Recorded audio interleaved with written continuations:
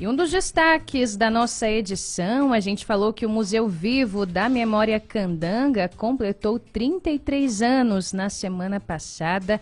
É um baita espaço de preservação da história da nossa capital. E para falar um pouco mais sobre o museu, que muita gente aqui de Brasília ainda não conhece, por incrível que pareça, quem chega para conversar conosco é a Eliane Falcão, ela que é a gerente do Museu Vivo da Memória Candanga. Eliane, bom dia, bem-vinda. Bom dia, eu que agradeço estar presente com vocês nessa manhã de sol, porque ontem teve uma chuva enorme, né? É verdade, dia lindo hoje aqui em Brasília.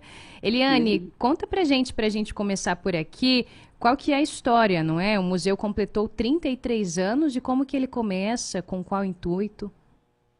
Bom, o museu ele foi inaugurado em 1990, porém o espaço em si, né, ele foi tombado em 1985 pelo Patrimônio Histórico do Distrito Federal, mas por algumas demandas, por ser um museu, por ser um espaço vivo, né, que a gente tinha o intuito na época, né, não eu, mas a comunidade tinha de montar cursos, que hoje se chama curso das oficinas do saber fazer, né, que traz toda a história dos nordestino, né, que veio para Brasília naquela época e outros de outros estados.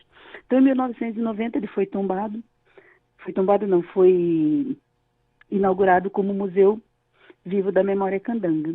E o espaço ele é totalmente diferenciado de todos os espaços que tem no Distrito Federal, porque além de ser um museu, ele é um museu que continua vivo. Nós temos oficina de costura, de lacre, temos oficinas de tecelagem, de cerâmica e N cursos. Se eu for falar aqui, são mais ou menos 15 cursos que eu não estou lembrando de cabeça. Uhum.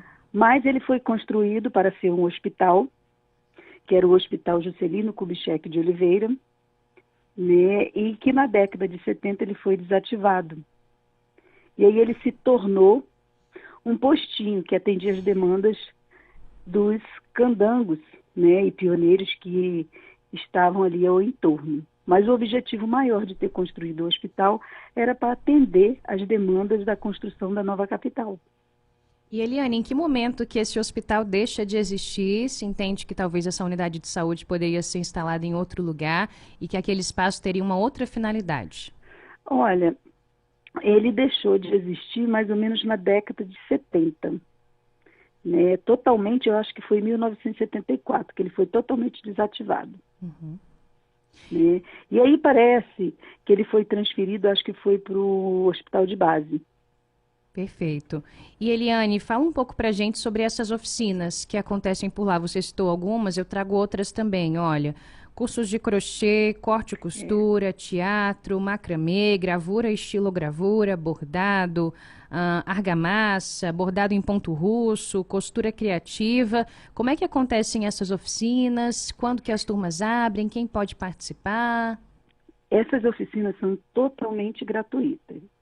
A única coisa é que o aluno, se ele for um aluno muito carente, a gente tem a ficha, a gente vai avaliar, vai ligar, aí ele não paga, ele não tem condição de levar o material, aí a gente tenta arrumar o material para ele. Mas fora isso, é totalmente gratuito. As inscrições estão abertas diariamente. A gente forma cursos, forma turmas de semana em semana. A gente tenta colocar no seguinte, por exemplo, essa semana teve corte e costura, mas aí tem demanda na outra semana de mais alunos. Então a gente tenta adequar aquela turma que já está, ou senão a gente abre outro horário. Perfeito. Mas são cursos que são de formação, principalmente em mulheres em vulnerabilidade, que o nosso objetivo maior é trabalhar com pessoas carentes em vulnerabilidade. Fugiu. Desculpa. Então, o que acontece? Nós temos a parceria com o Ministério Público, né? Temos a parceria com a CIA do Lacre, e anda muito com essa questão de dar o curso e nós não temos verbas para pagar os professores, então a gente tem milhões para nos nesse sentido dos cursos, que Que pena. é maravilhoso e fortalece. Eliane, a gente está com dificuldade aqui com a sua ligação. Vamos tentar refazer o contato com ela, Davi, para a gente terminar aqui a nossa conversa. Começou bem, mas de repente começou a cortar. A gente vai tentar fazer o contato de novo com a Eliane. Enquanto isso, eu vou reforçando aqui para você um pouquinho sobre a história desse museu. Foi na última quarta-feira, tá? Que, dia 26, que o Museu Vivo da Memória Candanga completou 33 anos. O museu, que você deve se lembrar, são umas casinhas aí de madeira coloridas bem bonitas que ficam ali nas margens da BR-040, próximo ao Núcleo Bandeirante e próximo também à Candangolândia. Muita gente passa por lá todos os dias e eu tenho certeza que se pergunta às vezes o que é que tem no museu, nunca conseguiu ali ter tempo, enfim, oportunidade de entrar para conhecer. E são muitas as atrações, além de exposições permanentes. Eles ofertam, como a Eliane vinha dizendo, oficinas gratuitas para a comunidade, voltadas especialmente para mulheres, algumas delas, para as mulheres que vivem em situação de vulnerabilidade, e são trabalhos que acabam levando as pessoas para dentro do museu, que leva justamente essa vida no nome, é o Museu Vivo da Memória Candanga. Ela contou para a gente, inclusive, que inicialmente ele foi criado para ser uma unidade de saúde, a primeira unidade de saúde que Brasília já teve, que foi o Hospital Juscelino Kubitschek,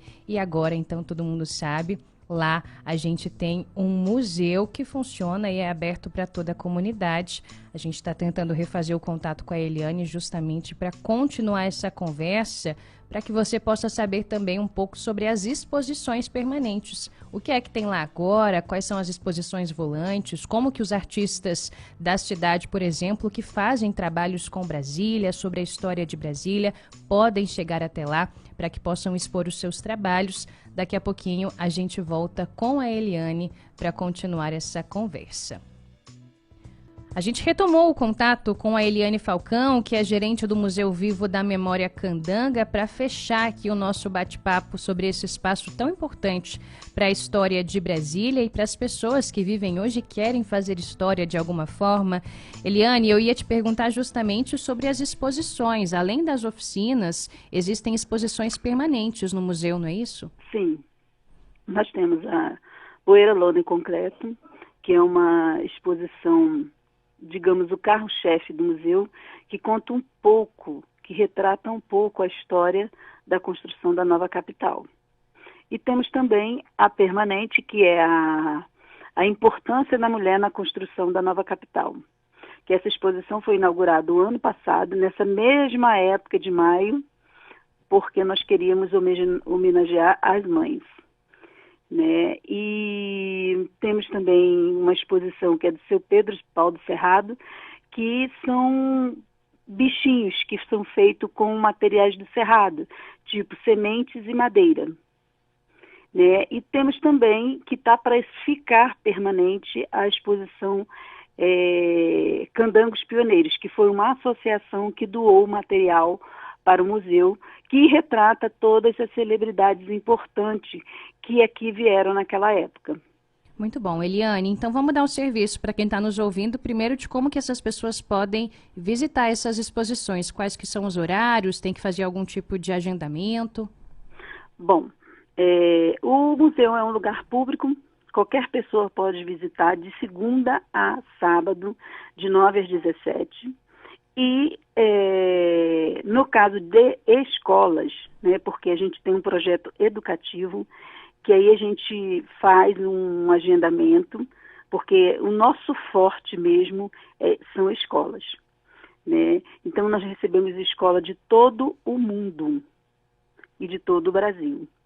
Então a demanda é grande e a gente tem um agendamento, que aí a gente tem um telefone para agendar, que é 3301 3590, e no site da secretaria você pega algumas informações, e também todo o agendamento é feito no mvmc@cultura.gov.br. Perfeito, isso na Secretaria de Cultura, né? Lá que as pessoas conseguem mais informações. Isso. Perfeito. E para participar das oficinas, mesmos canais? Entra no... Liga também no 3301-3590 ou entra no Instagram, que geralmente tem a relação dos cursos que está tendo. Perfeito. Que a divulgação é feita pelo Instagram.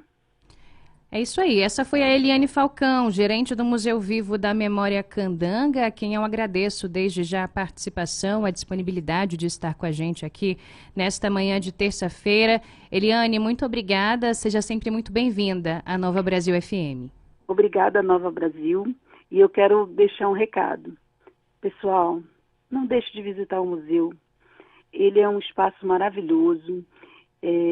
Precisa ser conhecido pela comunidade, que muitas das pessoas não conhecem. Eu não entendo isso até hoje. Tenho trabalhado para que isso aconteça. Muito bom. Mas estão todos convidados. Obrigada, Eliane.